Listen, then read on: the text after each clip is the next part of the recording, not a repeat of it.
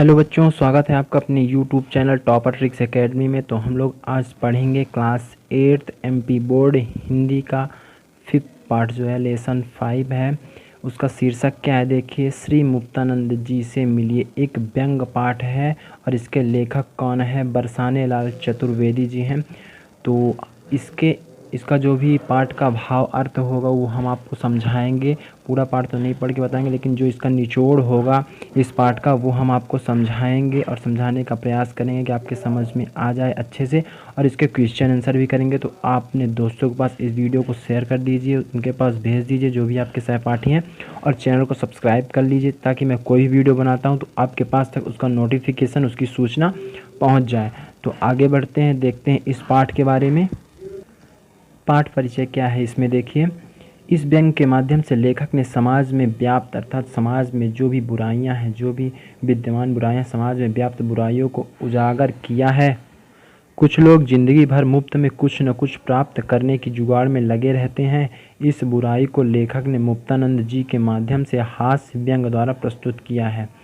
किसने प्रस्तुत किया है? बरसाने लाल चतुर्वेदी जी ने एक हास्य व्यंग्य के रूप में समाज में व्याप्त बुराइयों को इस पाठ के माध्यम से, इस व्यक्ति मुक्तानंद नाम के एक व्यक्ति के माध्यम से समाज में व्याप्त कुछ बुराइयों को उजागर किया, उसके बारे में बताया है लोगों को।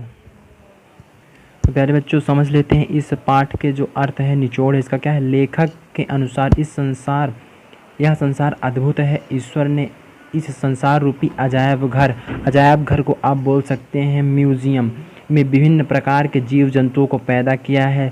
मनुष्य भी उसमें से एक है। इस संसार में भिन्न भिन्न आचार विचार, तो आगे क्या है देखिए, इस संसार में भिन्न भिन्न आचार विचार, स्वभाव और चाल चलन वाले लोग हैं। कोई गोरा है, कोई काला है, कोई सुंदर है, कोई कुरूप है, कोई बिल्कुल सीधा साधा साधारण सा है, तो कोई जल्लाद होता है। जल्लाद यानी बहुत दुष्ट टाइप का, जो मारते हैं दूसरों को, है ना।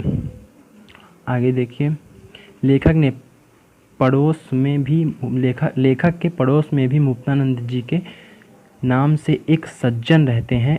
उनकी विशेषता यह है कि वह अपने नाम को पूरी तरह सार्थक करते हैं, अर्थात मुफ्त खोरी, अर्थात अगर उनको कोई भी चीज़ें चाहिए तो टोटल मुफ्त में उसको प्राप्त करने का प्रयास करते हैं। मुफ्त खोरी उनके जीवन का परम ध्येय है। यदि उन्हें मुफ्त का माल मिले तो वह बड़ी बेरहमी से उसका भोग करते हैं, उसको अपनाते हैं।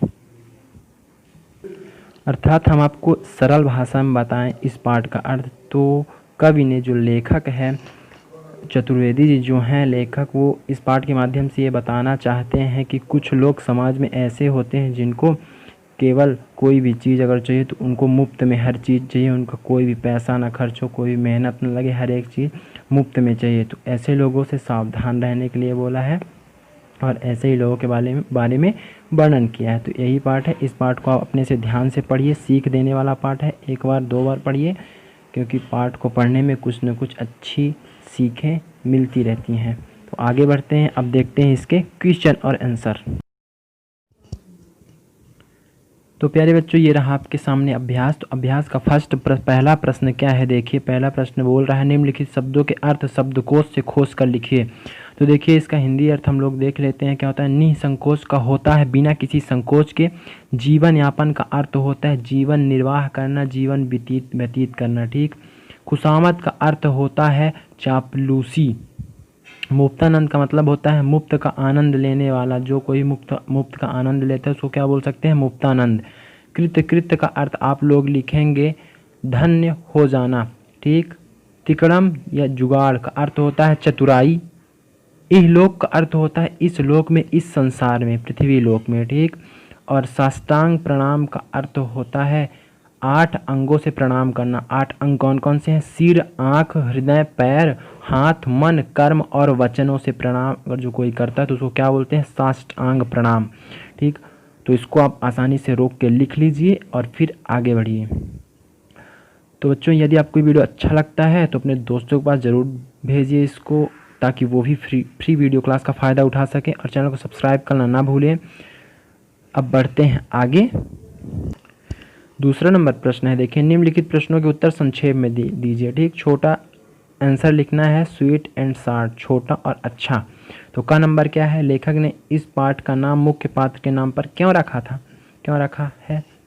तो देखिए लेखक ने इस पाठ में एक ऐसे पात्र से परिचय कराया है, उत्तर है आपका लेखक ने इस पाठ में एक ऐसे पात्र से परिचय कराया है जो अपने सारे काम मुफ्त में करता है और उनका नाम भी मुक्तानंद है, इसी कारण पाठ का नाम भी उनके नाम पर ही रखा गया है। तो ये है आपका क नंबर का उत्तर। अगला है दूसरा, मुक्तखोरों के सरताज किसे कहा गया है इस पाठ में। तो मुक्तानंद जी को, उत्तर है कवि ने मुक्तानंद जी को मुक्तखोरों के सरताज अर्थात मुक्तखोरों का जो एक ग्रुप है उनका अध्यक्ष कहा गया है। तो आप ये आंसर लिखिए। थर्ड नंबर अर्थात ग नंबर प्रश्न है कि लेखक से मुक्तानंद ने कौन सी ग्रंथावली मांगी थी। तो इसका उत्तर होगा लेखक से मुक्तानंद जी ने कालिदास ग्रंथावली की बुक मांगी थी ताकि वो बुक फ्री में मिल जाए, मुफ्त में मिल जाए। अब बढ़ते हैं आगे, फोर्थ नंबर क्वेश्चन देखते हैं। चौथा प्रश्न है, देखिए मुक्तानंद जी की कमीज कहाँ और क्यों फटी थी। तो इसका आंसर होगा, उत्तर है बर्फ की फैक्ट्री में मुफ्त की बर्फ पाने के चक्कर में उनकी कमीज फट गई थी। मुफ्त की बर्फ लेने के लिए वो लाइन में लगे हुए थे जिससे उनकी कमीज वहाँ फट गई थी।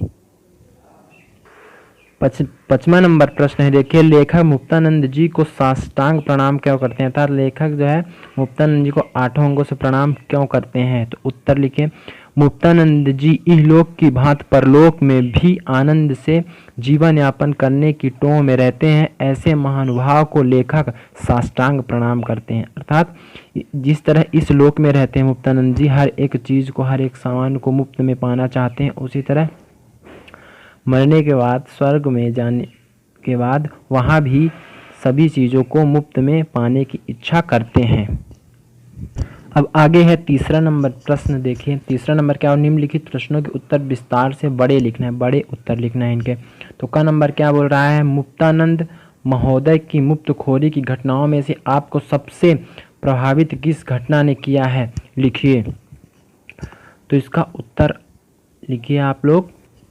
का नंबर का उत्तर देखिए, मुझे मुक्तानंद जी की मुफ्त में सिनेमा देखने की घटना ने सबसे अधिक प्रभावित किया है। कोई भी सिनेमा देखने जाए वह उसके साथ हो लेते हैं, अर्थात उनके साथ जाते हैं, उनकी जेब हमेशा खाली रहती है। किसकी, मुक्तानंद जी की मुफ्त में सिनेमा देखने के लिए वह अपनी रात भर की नींद भी बलिदान कर सकते हैं। यह घटना उनकी मुफ्तखोरी की प्रवृत्ति को प्रकट करती है। तो ये रहा का नंबर का आंसर। अब का नंबर देखते हैं।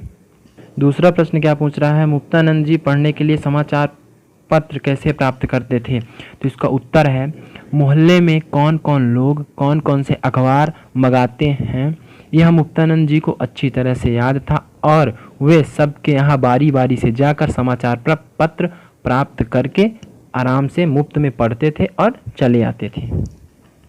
तीसरा प्रश्न है, देखिए मुक्तानंद जी दूसरों से पुस्तकें मांगकर उसका क्या करते थे। तो इसका आंसर, उत्तर देखिए इसका, मुक्तानंद जी दूसरों से पुस्तकें मांगकर अपने उन दोस्तों को दे दिया करते थे जिनसे उन्हें लाभ होने वाला होता था, ठीक, ताकि वो उनसे भी फ्री में काम कर सके। तो आगे देखिए, इसके अलावा अनेक पुस्तकें वह अपनी अलमारी में छिपा कर रख दिया करते थे। तो यही काम वो करते थे, पुस्तकों को मांग कर दूसरों से, उनको कभी वापस नहीं करते थे, अपनी अलमारी में छिपा के रख देते थे। फोर्थ नंबर क्वेश्चन है, चौथा प्रश्न बोल रहा है, लेखक ने कबीर, देखिए लेखक ने कबीर का रहस्यवाद किस संदर्भ में कहा है। तो फोर्थ का आंसर ये रहा आपके सामने, देखिए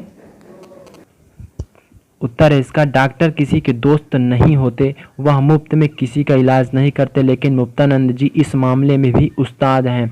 डॉक्टर तो दुनिया की नब्ज टटोल कर रोग का उपचार करते हैं, पर मुक्तानंद जी तो डॉक्टरों की नब्ज टटोल कर उनकी मनोदशा का पता लगाते हैं। किसी को खुशामद पसंद है तो उनकी खुशामद करते हैं। खुशामद का अर्थ क्या होता है, खुशामद का अर्थ अभी आप ऊपर पढ़ चुके हैं, चापलूसी, ठीक। तो आगे है, वैद्य जी कीर्तन के शौकीन हैं तो उनके यहाँ कीर्तन करते हैं। इस प्रकार वह सभी से किसी न किसी प्रकार मित्रता बढ़ाते हैं और फिर मुफ्त में दवाई प्राप्त करते हैं। मित्रता बढ़ा क्या करते हैं, जब दवाई की आवश्यकता होती है तो मुफ्त में वो दवाई प्राप्त कर लेते हैं। लेखक ने इसी संदर्भ में कबीर का रहस्यवाद का उल्लेख किया है। 5वां नंबर और लास्ट नंबर प्रश्न है इसका, परलोक के संबंध में मुक्तानंद जी की क्या धारणा है। तो इसका उत्तर है 5वां का, परलोक के संबंध में मुक्तानंद जी की यह धारणा है कि इहलोक की भांति परलोक में भी मुक्त जीवन यापन करने की जुगाड़ हो जाए। उनका दृढ़ विश्वास है कि जब भगवान ने ही इस प्रकार आनंद से निभा दी तो स्वर्ग का टिकट खरीदने की आवश्यकता नहीं पड़ेगी। तो ये विचार है उनके परलोक की तरह। तो कवि ने केवल एक व्यक्ति के बारे में नहीं कहा है, समाज में जो भी इस तरह के व्यक्ति हैं उनके बारे में व्यंग कसते हुए कवि ने एक हास्य व्यंग के रूप में बताया है लोगों को। तो 4th नंबर प्रश्न है, रिक्त स्थानों को भरना है। तो इसमें देखिए रिक्त स्थान का पहला नंबर क्या बोल रहा है, फर्स्ट है डॉट डॉट का चंदन घिस, फिर खाली स्थान है। तो पहले नंबर खाली स्थान में आप यहाँ भर देंगे मुक्त का चंदन और लास्ट में घिस मेरे नंदन, लास्ट में नंदन होगा और शुरू में क्या हो जाएगा मुक्त। अब दूसरा नंबर माले, फिर खाली स्थान है, फिर दिले, फिर खाली स्थान है। तो भरेंगे माले, यहाँ भर देंगे पहले नंबर खाली स्थान मुफ्त और दिले बेरहम, ठीक, माले मुफ्त दिले बेरहम। तो ये इसका आंसर हो जाएगा और ये वाला इसका हो जाएगा। तो इस पार्ट में हम आपको टोटल क्वेश्चन आंसर करवा दिए हैं। अब भाषा अध्ययन आपको पढ़ना है, इसके लिए हम आपको फ़ोटो या PDF व्हाट्सअप में उपलब्ध करवाएंगे। तो आप व्हाट्सअप नीचे दिए हुए नंबर में ज्वाइन कर लीजिए। आपको इस चैनल में टोटल हिंदी मीडियम के जितने भी वीडियो हैं, जितने भी सब्जेक्ट के उपलब्ध करवाए जाते हैं। तो आप चैनल को ज़रूर सब्सक्राइब कर लीजिए और सपोर्ट कीजिए ताकि ज़्यादा से ज़्यादा बच्चों तक फ्री में वीडियोस पहुंच सके। तो इस वीडियो में इतना ही, मिलेंगे नेक्स्ट वीडियो में, अगले वीडियो में। जय हिंद, जय भारत।